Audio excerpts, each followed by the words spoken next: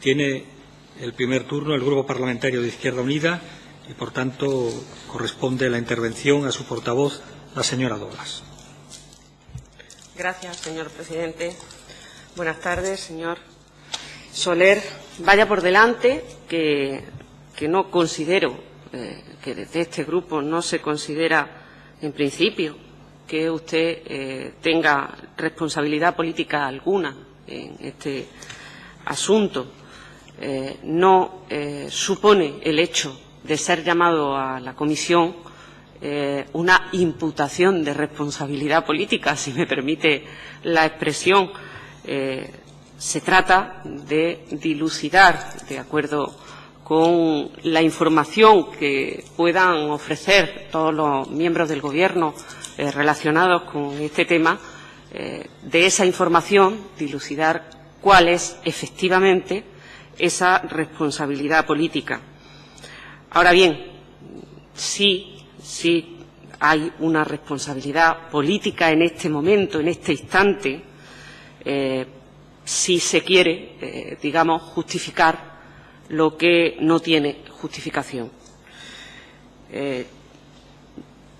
Yo creo que dentro del Partido Socialista, los militantes socialistas, y me consta, quieren, como todo el pueblo andaluz, que se ponga fin a estas prácticas, como usted mismo ha dicho, que lo saquen a la luz y que lo depuren, que se depure desde esta sede parlamentaria, no que se justifique. Eso es lo que se trata de buscar con esta y con otras comisiones de investigación en todo momento. Dicho esto, usted asume la consejería en abril de 2009, si no me equivoco. Ya entonces, en la Consejería de Empleo, se habían iniciado diversas actuaciones que tienden a modificar el procedimiento. En concreto, pasar del convenio de 2001 a la encomienda de gestión.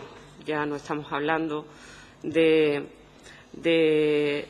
un convenio marco, sino de una encomienda determinada. ¿Tiene usted conocimiento a su llegada de estas actuaciones? En absoluto. Nunca nadie me informó de que había ni siquiera un convenio entre la Consejería de Empleo y el antiguo IFA, actual IDEA. Nunca nadie me comentó ni me dijo que hubiera algún problema con la intervención y nunca nadie me dijo que había un proceso de mejora en el procedimiento administrativo que competía a la Dirección General de Empleo.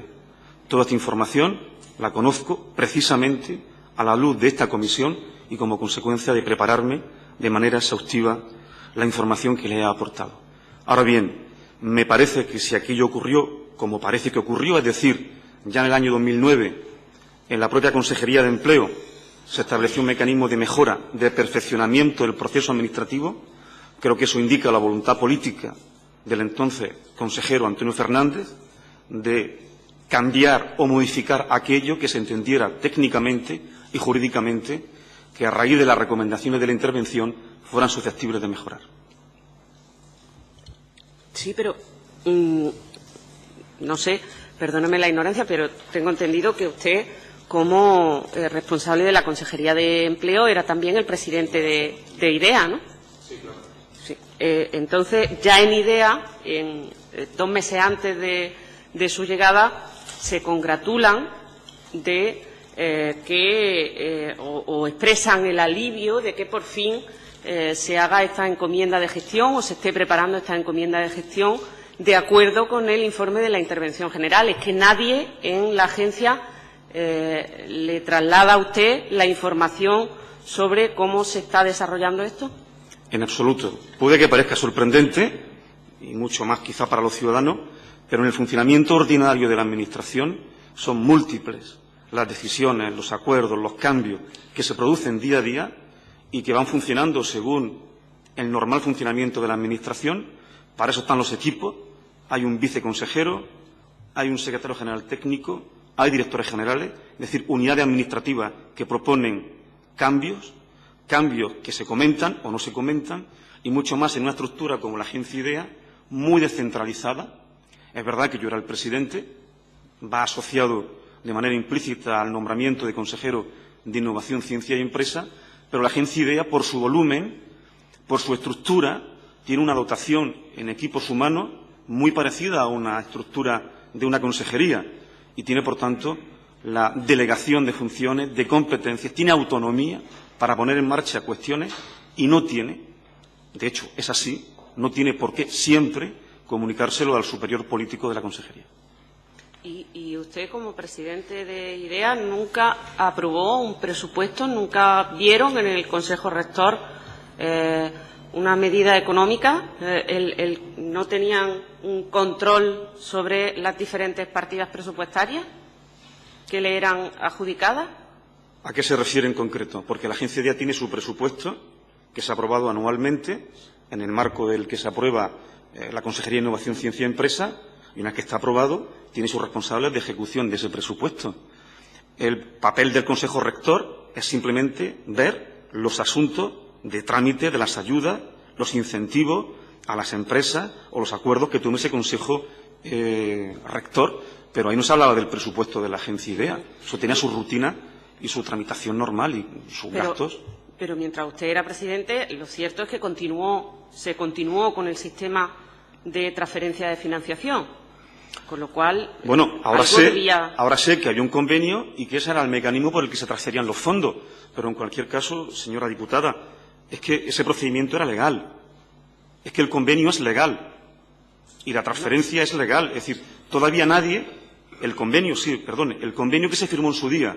No, si yo no estoy diciendo, vale. Yo no estoy presuponiendo. Es que no hay que dar por hecho, porque no debería ser así, desde mi punto de vista, no soy jurista, pero, en fin, he tenido ocasión de hablar estos días con innumerables juristas, algunos de ellos eminentes catedráticos andaluces, y con especialistas en Derecho Administrativo. Era mi obligación y mi deber, y le puedo decir que un convenio como el que estaba firmado en su día todavía está por ver que sea ilegal. Lo tendrá que decir una juez o un juez. ¿Es usted el que ha afirmado rotundamente su legalidad? No, lo digo porque hace referencia a que si el convenio y la transferencia sí, era algo absolutamente rutinario y normal y no había ninguna alerta como para preocuparse. ¿Era normal que una transferencia de financiación, lo digo porque también está en la Consejería de Innovación, no solo en la agencia, una transferencia de financiación que está prevista para una cosa determinada, se destine a ayudas finalistas? ¿Eso lo considera usted normal? ¿No es un poco extraño? Mire, yo no tengo capacidad jurídica ni administrativa para decidir si eso es normal o es extraño. Yo lo que le digo es que eso se estuvo haciendo durante 8 o 9 años y que si la intervención general hubiera detectado una anomalía grave, que el procedimiento estuviera en la causa de algún abuso del procedimiento o menoscabo de fondos públicos, la intervención tenía no solo el deber, sino la obligación de manifestarlo por escrito, y nunca se dijo. Está por ver, insisto, en que el convenio tenga algún reparo desde el punto de vista legal en el futuro. Eso de que nunca se dijo no es del todo cierto. La Intervención General elabora varios informes en los que pone de manifiesto que existe, de hecho, en el informe de 2005 lo que dice es que hay una ausencia total y absoluta de procedimiento. Entonces, hay ahí una exposición de la Intervención General muy clara, muy determinante. Referida solo y exclusivamente a la Dirección General de Empleo. No, eso lo hace fiscalizando a la agencia IDEA, ¿eh? Sí, pero cuando analizan quién tiene la responsabilidad y la agencia IDEA es simplemente un mero instrumento pagador, van a donde están los expedientes, los revisan y parece ser, según dice la intervención, que había irregularidad en el procedimiento, ¿vale? Luego dice la intervención y la deben de corregir en la unidad gestora, la que decide cómo, a quién y de qué manera se dan los fondos destinados en ese caso. Pero le insisto, a la agencia IDEA nunca le llegó nada que no fuera una simple observación, y que en ningún caso tuvo efecto ni suspensivo ni pasó del trámite para emitir un informe que hubiera sido vinculante para la propia Administración. Es más, según he podido documentar, porque lo he leído y lo he estudiado, frente a aquel informe de la intervención en el año 2005, yo no estaba en el Gobierno, da igual, estaban mis compañeros, yo no vengo aquí a echar balones fuera, pero en el año 2005, cuando la intervención hace esas observaciones, el viceconsejero de entonces de Empleo hace unas contraalegaciones y en ningún caso la intervención da el paso siguiente de haber presentado un recurso, tenía hasta 6 meses, de haber paralizado el fondo o de haber tomado un camino. No hizo nunca nada. Oye, ¿por qué no lo hizo? No creo que no lo hiciera por no cumplir con su deber, ni mucho menos. Yo estoy convencido que la intervención no lo hizo porque entendió que era un debate jurídico, una discrepancia jurídica, como hay múltiples en la Administración, y que frente a unas alegaciones pues tendría que replantearse el procedimiento. Y lo dejó pasar, hasta el año 2009, creo. Por tanto, bueno, el debate jurídico es el que es, y el debate técnico es el que es, y el debate político es otro. Y en ese sentido, bueno, que se aclaren los juristas, y como ya está en sede judicial también, que se aclaren de la legalidad de los procedimientos. Pero a mí me gustaría defender, y no justificar, defender que el procedimiento era legal, el convenio era legal, y que la transferencia de financiación era legal. ¿Por qué va a ser mejor la encomienda de gestión? Si hay discrepancias hasta en el presidente del Tribunal de Cuentas actual, son procedimientos que los prevé el derecho administrativo. ¿Es que en el procedimiento está el abuso? Bueno, no lo sé. ¿Alguien dice que con una encomienda de gestión no se hubiera abusado? ¿Alguien dice que con una encomienda de gestión alguien no hubiera metido a su suegra o a su primo? Bueno, digo porque creo que hay que centrar el tiro de lo que a esta Cámara le debe de interesar y en ningún caso, desde luego yo, con mi humilde opinión, voy a partir de la premisa de que el convenio era ilegal y que la transferencia de financiación era ilegal. Hombre, yo es que de este grupo lo que se ha oído durante todos estos días es que no existía ninguna advertencia, no era posible. Advertencia existía.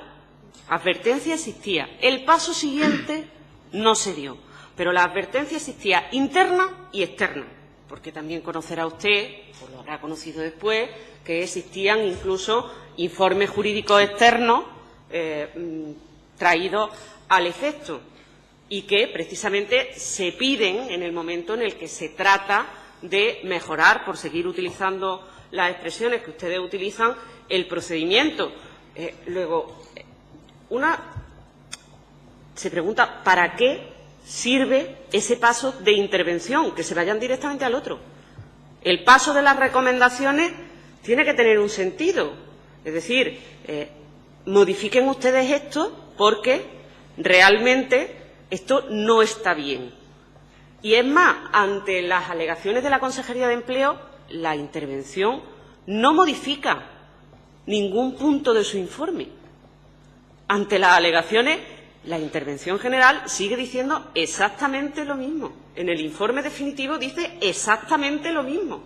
Luego, si las alegaciones no son escuchadas, ¿no es más lógico pensar que vamos más allá del debate jurídico, vamos a mejorar?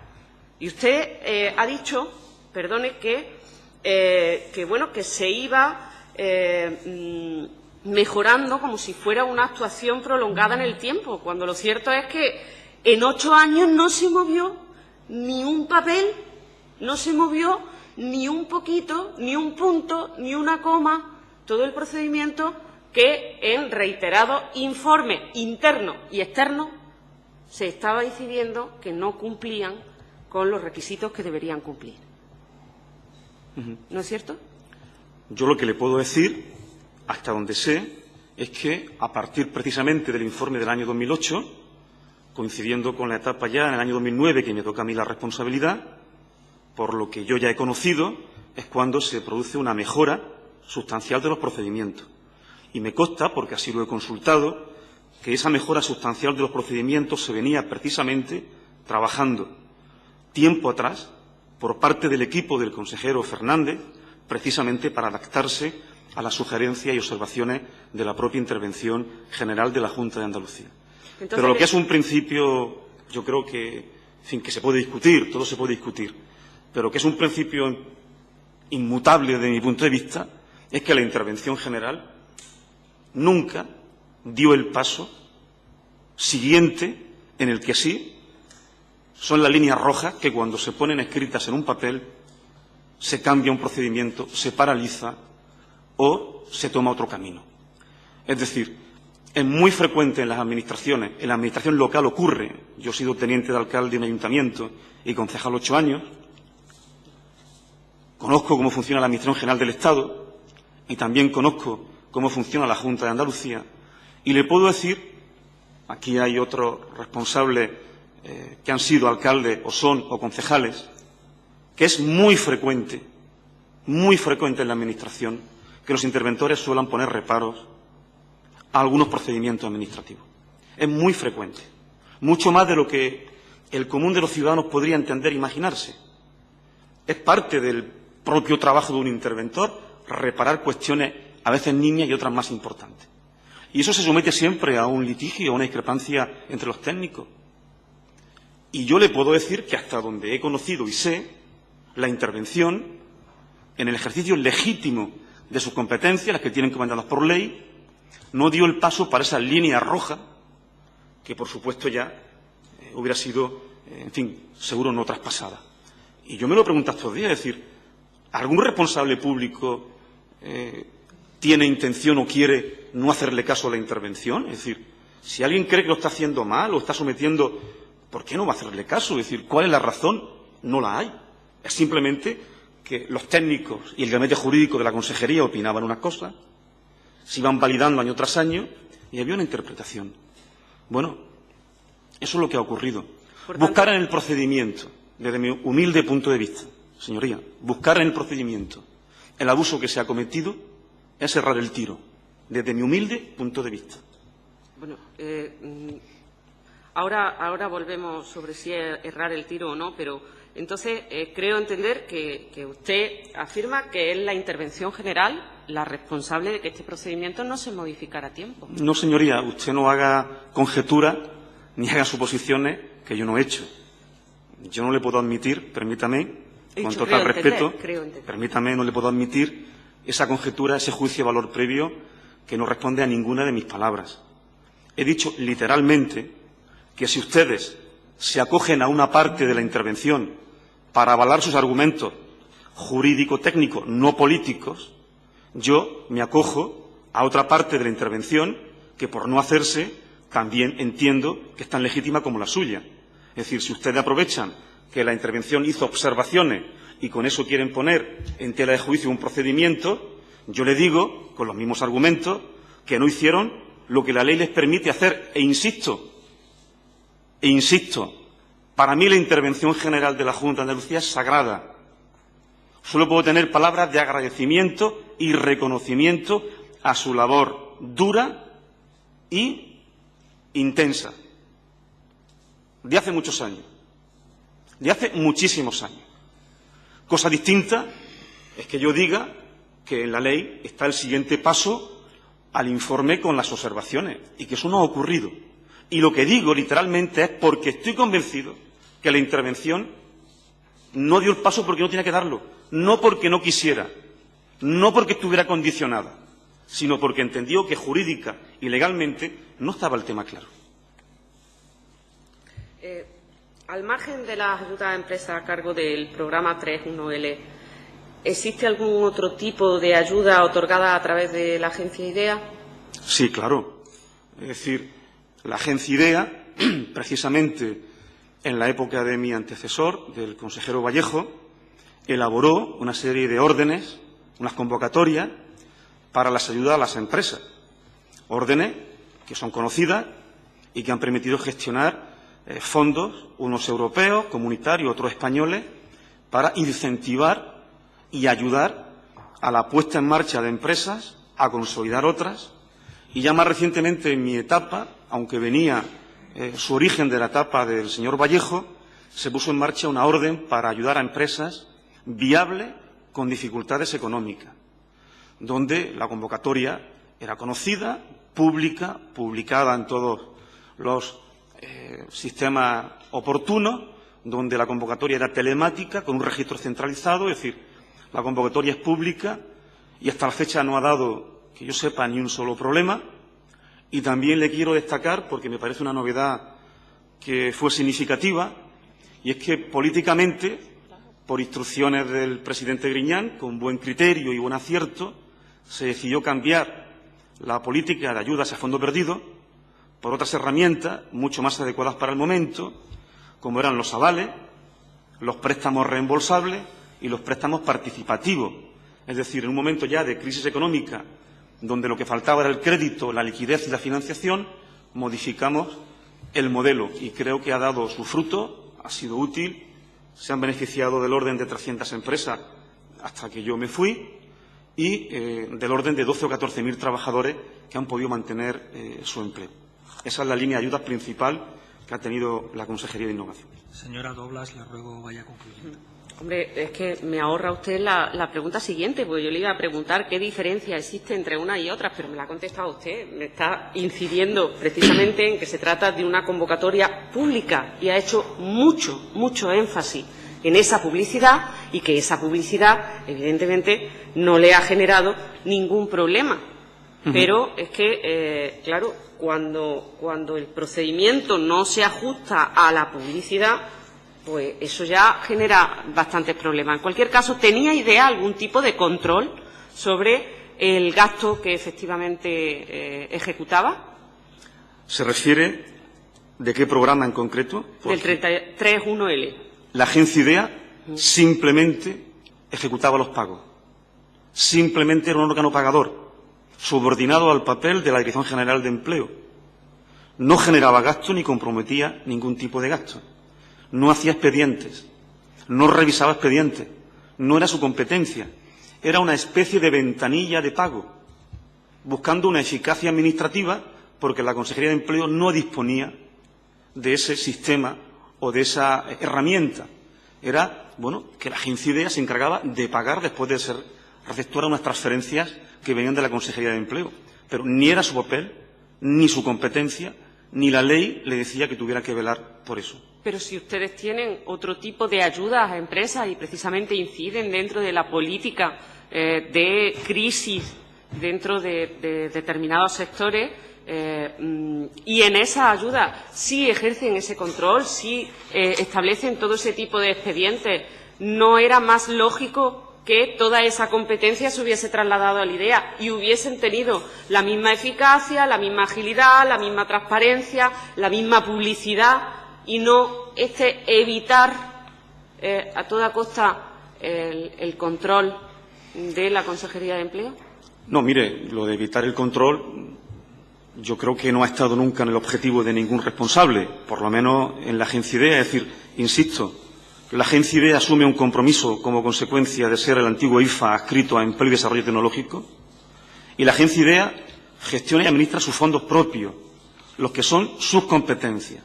Lo que está en su marco presupuestario, en su envolvente financiera, claro que tiene un control, desde la fiscalización previa, si fuera necesario, hasta las gestiones para el seguimiento escrupuloso del cumplimiento del fin para el que se da el incentivo a la subvención. Esa es la función de la agencia IDEA cuando maneja sus fondos propios. Lo dice la ley y el reglamento. No es así cuando simplemente está prestando mediante un convenio un pago a otra administración, aunque sea también la propia Junta de Andalucía. De forma que si IDEA no ejerce el control. Señora Doblas, ahora sí le ruego que concluya con esta pregunta. Sí, y la Consejería de Empleo tampoco ejerce el control. Se puede dar el caso de que el señor Guerrero diera una orden de pago a su propia cuenta y nadie se diera cuenta. Bueno, si eso ha ocurrido o podía haber ocurrido, era competencia exclusivamente de la Dirección General de Empleo y los órganos fiscalizadores que tienen que velar por esa competencia. Desde luego, en ningún caso, rotundamente no, eso tiene que ver con las competencias y funciones asignadas por ley a la agencia IDEA. Muchas gracias. Viene a continuación el Grupo Parlamentario de Izquierda Unida. Señora Doblas, tiene la palabra. Gracias, señor presidente. Si había una entrada y una salida en el presupuesto de IDEA, usted tenía que conocerlo. ¿No es así? No tenía por qué conocer la No está entrada entre y mis salida funciones el control del presupuesto de la Consejería. No está entre mis funciones, ¿no? No tengo por qué No está conocerlo. entre las funciones de un consejero el determinar la política de la consejería, la política presupuestaria de la consejería? Elaborar un presupuesto, claro. Las líneas generales, pero usted, como comprenderá, yo no me ponía a hacer los números, ¿verdad? Ya, pero usted es el presidente del IDEA. Había una entrada, transferencia de financiación, sí, y una salida, pago de ayuda a empresas. ¿Y no le llama la atención? Para nada. Claro, eso es pura burocracia. No le llama la atención porque usted ha dicho al principio de su exposición que eso eran cuestiones menores de mero trámite. Meramente administrativa. Eso es como un contable en un banco. Cuestiones meramente administrativas menores de hasta 100 millones de euros al año. Claro. Hasta 100 millones de euros al año. ¿Y qué tiene que ver la cantidad? ¿Cómo que tiene que ver la cantidad? Porque usted está dando por hecho que esa cantidad se ha mal utilizado y eso no es admisible. No. Yo no estoy dando por hecho ¿Por qué que se haya utiliza el argumento utilizado? de que sean 100 millones más o menos? Lo que estoy preguntándole es cómo es posible que usted no tenga constancia de que existe una partida presupuestaria dentro del IDEA de 100 millones de euros al año. Yo no presupongo que se utilice mal. Porque no tenía por qué saberlo. Ese es el tema del Parlamento, que yo no presupongo que se utilice mal. Pero en entonces, ningún caso. ¿dónde está la diferencia en que sea 100 millones o 1 millón? ¿Cuál es la diferencia? Hombre, 100 millones sí, de euros, desde el punto de vista político, dígamelo. Que es un volumen de dinero significativo para la elaboración de una política que ustedes que no decidíamos nosotros. De Estado. Que no decidíamos nosotros. Es que usted está muy confundida. Es que yo soy he sido el consejero de Innovación, Ciencia y Empresa. No, yo no estoy confundida. Es que usted dice que no conoce la mecánica de esos pagos. Para nada. Unos pagos de 100 millones de euros, usted no conoce la mecánica de esos pagos. Ni lo he conocido. Y seguramente si usted fuera algún día consejera, presidente del IFA, tampoco lo sabría. Se lo digo, con absoluto respeto. Porque no es su función ni su competencia, ni está en eso. Está por ver. Si eso es mera contabilidad burocrática de funcionario. Por Dios. Está por ver, sin duda. Señor Soler ha defendido con absoluto entusiasmo, diría yo, la legalidad del procedimiento, casi con más énfasis que sus propios autores. Yo le pediría, y ya se lo he pedido a algunos antes que usted, que invirtiera una parte de ese entusiasmo en explicarle al pueblo andaluz cómo es posible que con tan magnífica pieza legal, durante un año y otro año y otro año y otro año, una millonada se haya desviado, una millonada, no sé si un 3%, un 4%, un 5%, pero una millonada se haya desviado a intrusos, a empresas fantasmas que no existen, a comisionistas y, además, que ninguna instancia administrativa lo advirtiera. Explíquele usted al pueblo andaluz cómo esa magnífica pieza legal permite tamaña aberración. Pues muy sencillo, señora diputada, porque en el procedimiento no está el vicio, no está el problema. Que esa es la obsesión a la que algunos de ustedes, no digo que usted, están llegando. Y si me permite, mi humilde opinión, que no sirve ya para nada, nada más que para testificar aquí, porque no tengo ninguna responsabilidad política ni institucional, creo que se están equivocando en insistir en el procedimiento a la hora de aclarar la verdad. Con ese procedimiento y con otro distinto, si han fallado los controles y se han producido abusos, hubiera sido lo mismo. Es decir, no depende del procedimiento, señora diputada. Es lo que yo no es que defienda con entusiasmo, es que ese procedimiento era legal y como era legal hay que defenderlo. Como era legal hay que defenderlo mientras un juez diga lo contrario. Si un juez dice que el convenio no era legal, pues mire, yo ya no tendré argumentos para decir que era legal, pero es que es legal. ¿Qué quiere que le diga? ¿Que no es legal? Pero ¿por qué eso no ocurre precisamente en la ayuda del IDEA que no están sujetas al programa 31L, de las que usted además manifiesta que eran perfectamente públicas? ¿Qué diferencia hay para que eso no ocurra con esas otras ayudas? Bueno, pues puede que es posible más transparencia, es posible que el hecho de un registro unificado, es posible que se pueda consultar telemáticamente y, señora diputada, y que no estaba el sinvergüenza de turno allí probablemente, porque claro, si hay un sinvergüenza también se puede robar en el economato de la cárcel. Es decir, un sinvergüenza es siempre un sinvergüenza. Y lo importante es que cuando se detecta, se eche y se ponga en manos de la justicia. No nos pueden pedir mucho más. Es decir, se ha detectado un sinvergüenza, se ha expulsado del partido. No, yo a los poderes públicos sí le pido mucho más. Yo le pido que no se vuelva a repetir. Pero y si se dan las condiciones para que eso se vuelva a repetir, y usted acaba de reconocer por qué no se repetía en las ayudas que no estaban sujetas al 3.1L, claro sí. Porque eran más transparentes. Sí. Luego ha reconocido usted diferencia de procedimiento y que el procedimiento no donde se da el sinvergüenza es opaco. Pero eso no hace legal o ilegal un procedimiento. Lo hace opaco. No, señora, no es así. No es así. ¿Y entonces por qué lo cambian? Si era tan legal una cosa como la otra, ¿no será que se van dando cuenta de que da lugar a abuso? Usted dice que no ha existido una trama, pero no sabe qué ha existido. Usted no sabe qué es lo que ha existido. La Junta no aporta al juzgado ni un solo nombre de posible responsable. Ha sido incapaz de determinar una autoría de las irregularidades. Incapaz. Pero ustedes... Mire, sí, señora diputada, yo creo que usted falta, y creo que lo hace no con mala conciencia ni con mala fe, falta la verdad cuando dice que la Junta no ha aportado información o cuando pide más explicaciones públicas de las que ha habido. Yo no he dicho eso, ¿eh? El gobierno andaluz, bueno, si no lo ha dicho, me alegro. Lo he interpretado yo mal y, por tanto, lo retiro. Lo que sí le digo es que el gobierno andaluz ha actuado desde el principio, con el imperio de la ley. Lo sabe usted perfectamente. Lo saben los andaluces. Se ha puesto a colaborar con la justicia, con la jueza que instruye el caso. Ha habido investigaciones internas. Ha habido toma de decisiones. Se han mandado papeles, se han revisado expedientes. Se llegaron a paralizar el abono de las pólizas a 6.000 trabajadores que no tienen nada que ver con esto. Honrados trabajadores que se estaban beneficiando de una política pública. La Junta ha venido al Parlamento, sus consejeros, docenas de veces. Ha habido docenas de ruedas de prensa. Ha habido mucha información. Hoy ya la mayoría de la gente sabe qué es lo que ha pasado en este tema. Y lo difícil es entender que haya grupos políticos que lo quieran extender a otras partes del Gobierno, a otros responsables políticos que nada tienen que ver con esto.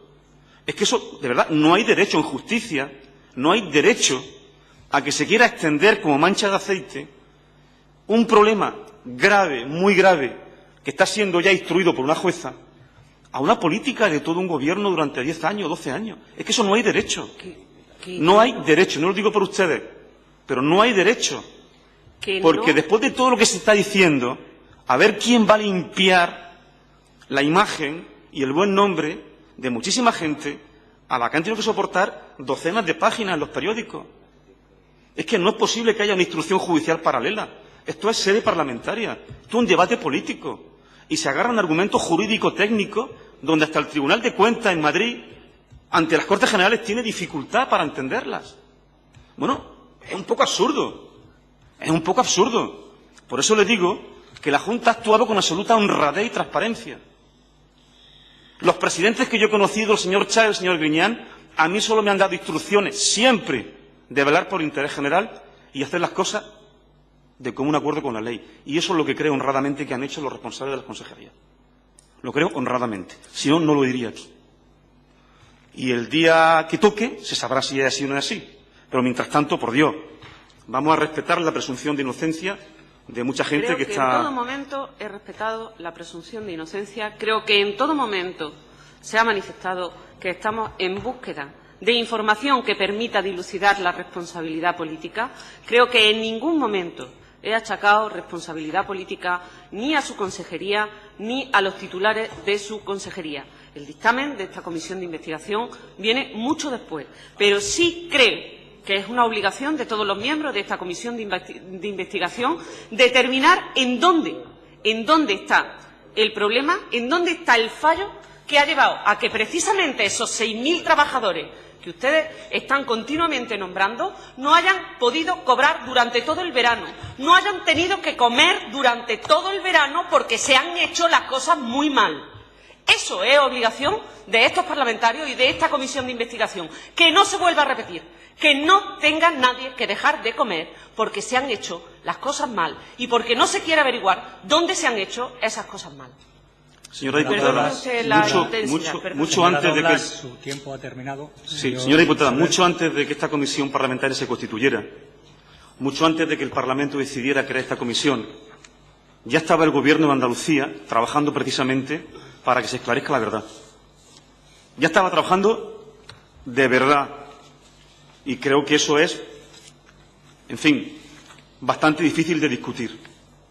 Y ojalá esta comisión aporte más verdad que la que el Gobierno de Andalucía ha aportado en estos últimos meses. Y creo, además, lo digo también con absoluta claridad, que el Gobierno de Andalucía ha sido transparente, ha informado a la opinión pública, no solo semanalmente en la rueda de prensa de la portavoz del Gobierno, sino en innumerables comparecencias parlamentarias. No se ha escrito de ningún otro tema más que de este en Andalucía. Y yo lo que simplemente reivindico es que esta comisión, que es política, no se enzarce en argumentos jurídicos, técnicos, administrativos que están por dilucidar. Y eso es lo que pido, no pido otra cosa. Y creo, por tanto, que no se extienda la sospecha a otros departamentos de la Administración que nada tienen que ver. Esa era mi pregunta, mi ruego y mi reflexión. Muchas gracias.